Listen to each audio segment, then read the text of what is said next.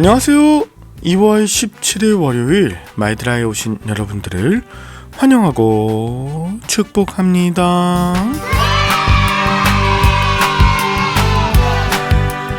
오늘 새벽에 교회에 오는데 여전히 쌀쌀하더라고요. 기온은 영하 4도 5도로 지난주보단 괜찮았는데 바람이 좀 불었어요. 그래서 체감온도가 영하 9도 10도 정도 되네요. 눈에 보이지 않는 바람이라고 하지만 사실 우리에게 미치는 영향이 엄청나게 크죠. 날씨가 시원할 때나 또 더울 때 이 바람의 역할 우리가 쉽게 무시할 수 없을 거예요. 마찬가지입니다.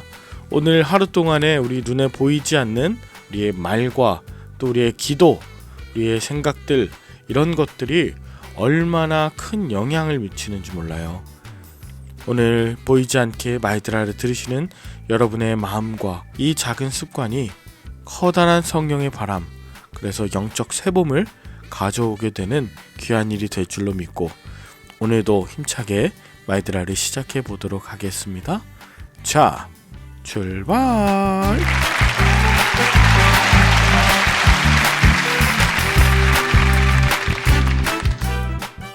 오늘은 잠언 14장 함께 묵상해 봅니다.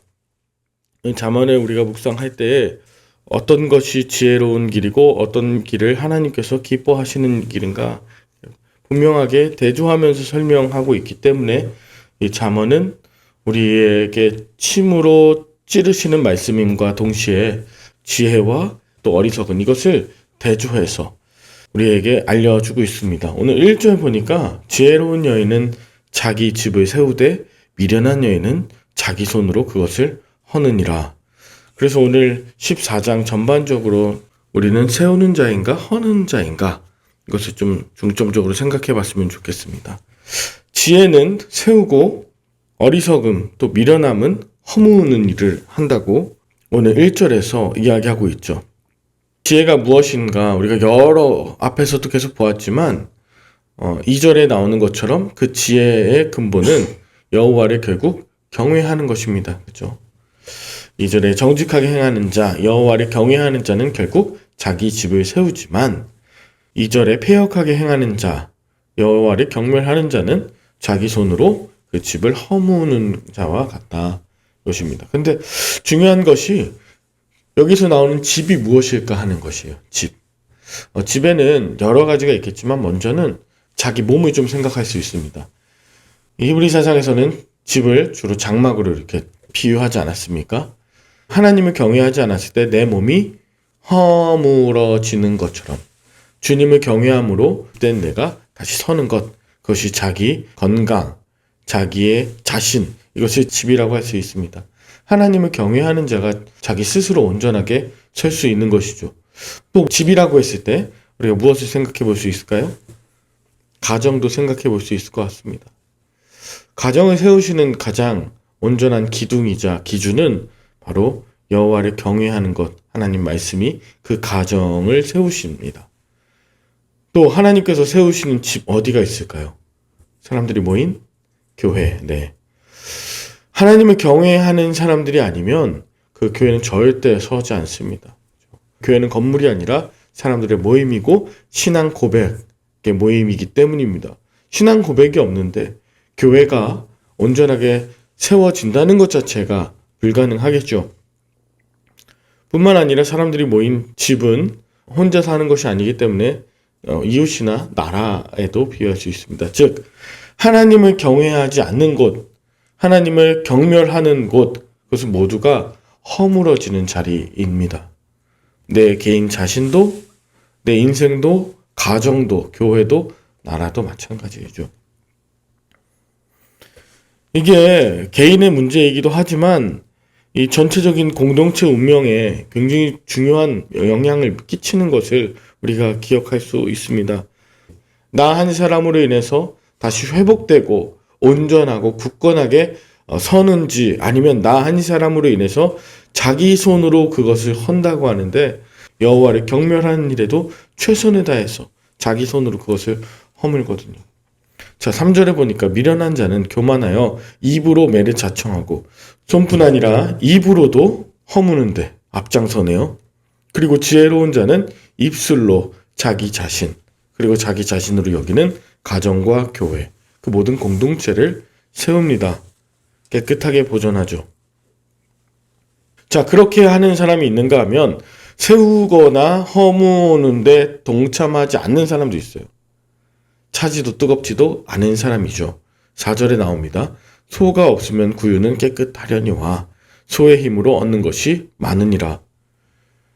부지런하거나 아니면 함께 동참하지 않는 사람이에요. 열심히 밭을 갈고 열심히 세우는 일에 동참하지 않는 사람. 그러면 구유는 깨끗하려니와 나는 그냥 중립이야. 나는 괜찮은 것 같아 할 수 있어도 소의 힘으로 얻는 것이 많으니라. 소처럼 성실하게 작은 수고라도 정직하게 뚜벅뚜벅 함께하는 그 일들이 너무 중요한데 어떤 사람은 집을 세우고 어떤 사람은 허물고 어떤 사람은 아무것도 하지 않는 이런 모습도 우리 주변에서 보게 됩니다. 오늘 내가 더 큰 기쁨을 위해서 또 하나님의 집을 세우기 위해서 해야 되는 수고가 무엇인지 한번 생각해 볼 수 있게 하는 그런 4절의 말씀이죠. 5절부터 보면 신실한 증인은 거짓말에 아니하여도 거짓 증인은 거짓말에 뱉느니라. 거만한 자는 지혜를 구하여도 얻지 못하거니와 명철한 자는 지식 얻기가 쉬우니라. 너는 미련한 자의 앞을 떠나라. 그 입술에 지식이 있음을 보지 못함이라. 계속해서 그 입술에 관련한 이야기들을 하고 있습니다. 거짓에 대한 증거 그리고 그 입술에 지식이 있음을 알지 못하고 계속 하나님을 경외하지 않는 자기 자신을 드러내고자 하는 평가와 비판적인 이야기들. 여러분 비판적인 이야기는 괜찮습니다. 대안이 있는 것이고 좋은 발전을 위해서 하는 이야기니까요. 근데 그것이 없는 비난들이 있습니다.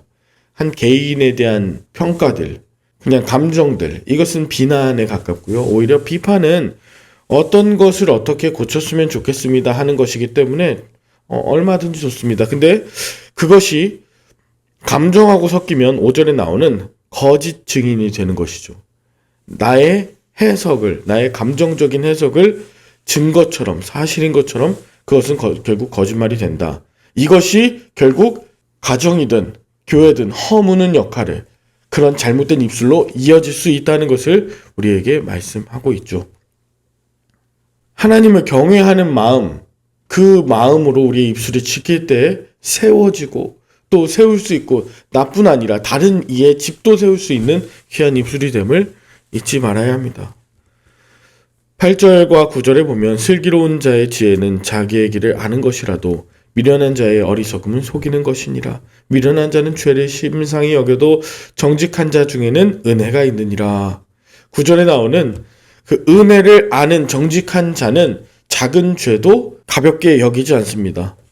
왜냐하면 죄가 누룩처럼 퍼질 때에 그 집은 쉽게 무너질 수 있기 때문이죠. 10절에 마음의 고통은 자기가 알고 마음의 즐거움은 타인이 참여하지 못하느니라.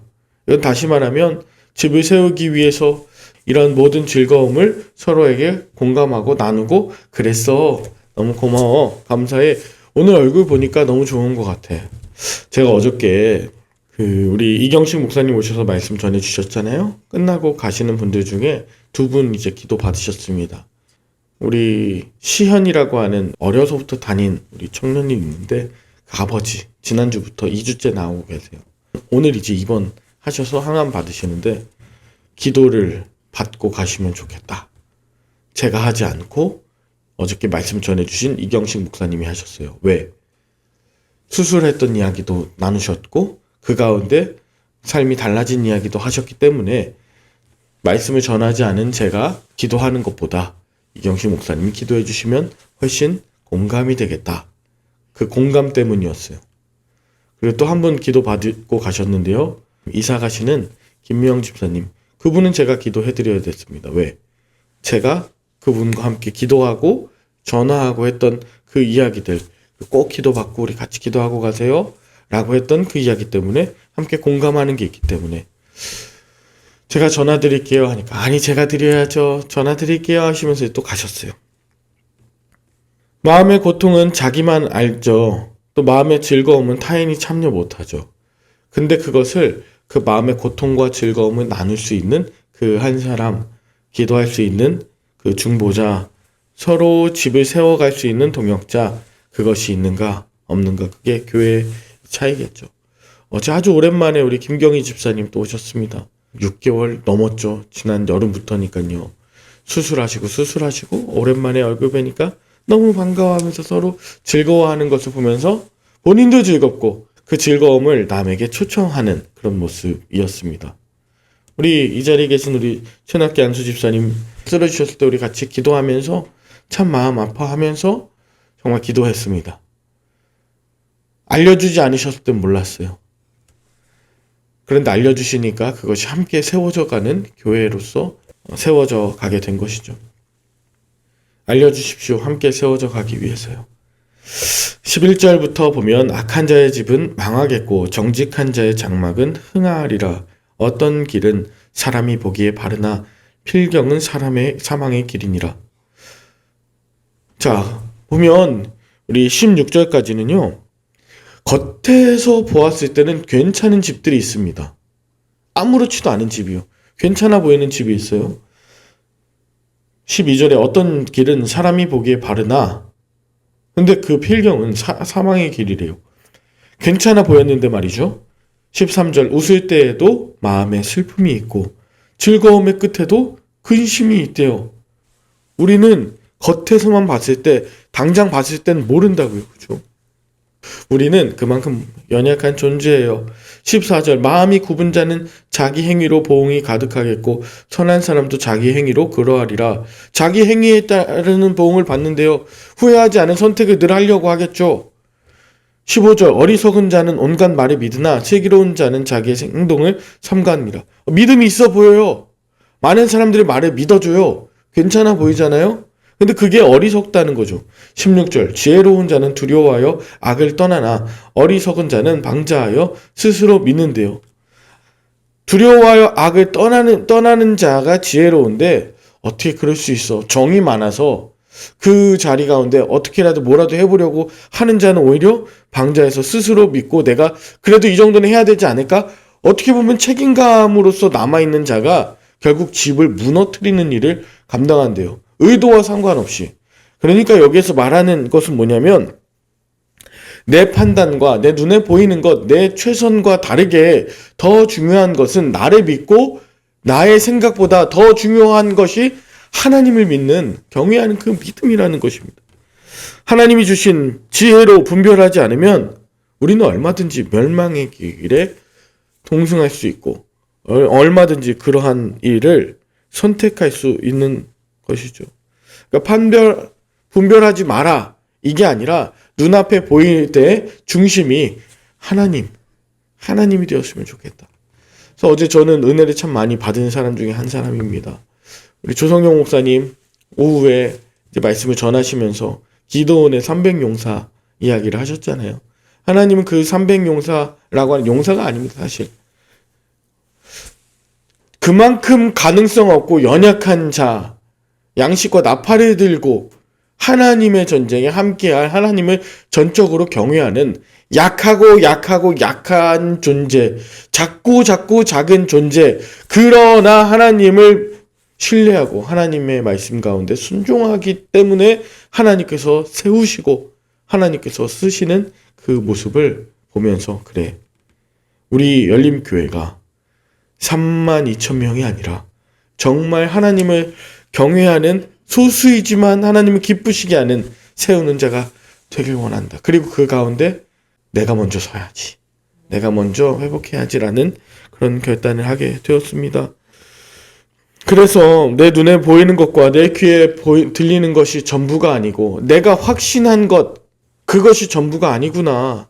그러므로 마지막 17절 18절에 보니까 눈에 보이는 일 일희일비하지 않고 노하기를 속히 하면서 악한 계교를 꾀하면서 18절에 어리석음으로 기업을 삼고 이것을 반복하고 습관적으로 하지 않아야겠다. 집을 세울 수 있는 유일한 비결은 여호와를 경외하는 것이구나 라는 것을 결단하게 되었습니다. 말씀을 마무리하면서 제 지난 토요일날 저녁 늦게 10시가 넘어서 동생에게 이제 연락이 왔어요. 형, 누나, 우리 오전에도 현진이를 보고 왔는데 너무 행복해 보였어. 그런데 갑자기 의사 선생님이 아이가 너무 안 좋아진다고 심장이 뛰지 않는다고 약을 써서 강제로 심장을 뛰게 해야 된다고 하는데 그 약을 넣는 횟수가 1시간에서 20분 그리고 지금 10분으로 줄었어. 연명 치료를 이렇게 해서 계속 해야 될지 아니면 한두 시간 안에 한두 시간 더 연명 치료를 할지 약을 넣지 않으면 심장이 뛰지 않는데 그리고 약의 부작용이 심하게 생겨서 아이가 붓기 시작하고 신체가 많이 손상되기 시작했어. 갑자기 왜 이런 일이 일어나는지 모르겠어. 마음이 너무 아팠습니다. 이제 갓 100일 동안 살았고 한 번도 호흡기 없이 살지 못했던 아이기 때문입니다. 누나와 함께 병원에 갔습니다. 중환자실에 가서 그 아이, 식어가는 그 아이를 안고 있는 애기 엄마를 봤습니다. 재수씨죠. 그리고 동생도 그 아이를 안고 한참을 울었어요. 처음으로 안아본대요. 나 이 아이한테 참 많이 해주고 싶은 게 있었는데 집에 가서 옷도 입혀주고 싶었고 이 아이와 함께 하고 싶은 일이 정말 많았는데 라고 그런 아쉬움들 이런 것들이 그대로 느껴졌습니다. 그곳에서 기도하는데 어떤 기도도 될 수 없었어요. 어떤 이야기가 나오지 않았어요. 저도 그랬거든요. 우리 애들이랑 얼마나 좋은 시간을 보낼 수 있을까. 한편으로는 화도 났습니다. 병원에서 뭘 어떻게 한 거지? 소리도 지르고 싶었습니다. 그런데 그 순간에 제가 할 수 있는 건, 우리 가족이 할 수 있는 건 그럼에도 불구하고 하나님을 끝까지 믿고 경외하는 것. 그때 우리 가정이, 그리고 우리 동생과 재수씨도 목회자잖아요. 그 가정이 온전히 설 수 있겠구나. 하나님께 그 아이를 맡기고 어제 우리 주일 찬양을 하고 여러 가지 이제 말씀도 어떻게 그렇게 저를 위한 말씀이었는지 모르겠어요. 근데 마지막에 파송 찬양을 하는데 너의 가는 길에 주의 평강이 있으리. 영광의 주 함께 가시니 평강의 주님 함께 하시니 거칠은 광야 위에 꽃이 피어날 것이다. 주님께서 함께 하시고 주님을 경외하는 그런 아름다운 사람들의 기도를 받고 100일 동안 많은 기도 받았고 그 많은 수술 통해서 수술할 때마다 많은 분들이 정말 하나님을 경외하는 마음으로 함께 해주셨기 때문에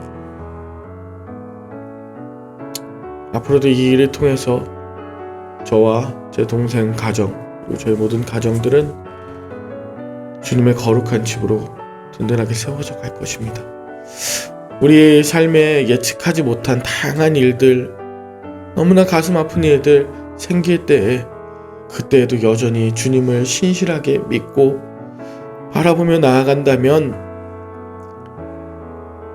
하나님의 집으로 우리는 세워져 갈 것입니다. 절대로 손으로, 입술로, 마음으로, 내 판단으로 그것을 세운다고 하면서 허무는 자 되지 않으시길, 우리 중심이 예수 그리스도가 되어주시길 간절히 축원합니다. 기도하겠습니다. 하나님 아버지, 우리 눈에 보이는 게 다가 아님을 고백합니다. 그 속을, 그 너머의 것을 볼 수 있는 눈을 우리가 가진 것이 아니기에 우리는 다만 주님을 따르고 주님을 신뢰할 뿐입니다. 주님께서 우리 가정과 우리 개인의 건강과 우리 교회의 주인이 되지 않으시면 금방 무너질 수밖에 없는 그런 연약한 것임을 이 시간에 고백하면서 마지막 호흡까지 주님을 찬양하게 하시고 마지막 호흡까지 주님을 신뢰하게 하시며 마지막 주님 앞에 서는 그 순간까지 주님 찬양하며 감사하며 기쁨으로 나아가게 하여 주시옵소서.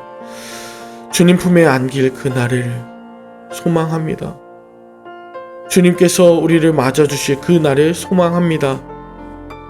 하루가 될지 한 주일이 될지 한 달이 될지 1년을 살지 우리는 알 수 없지만 날마다 부활을 경험하며 단 하루라도 주님과 함께 사는 부활의 삶을 이루게 하여 주시옵소서.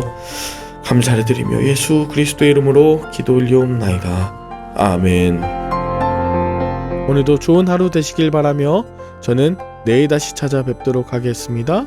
샬롬.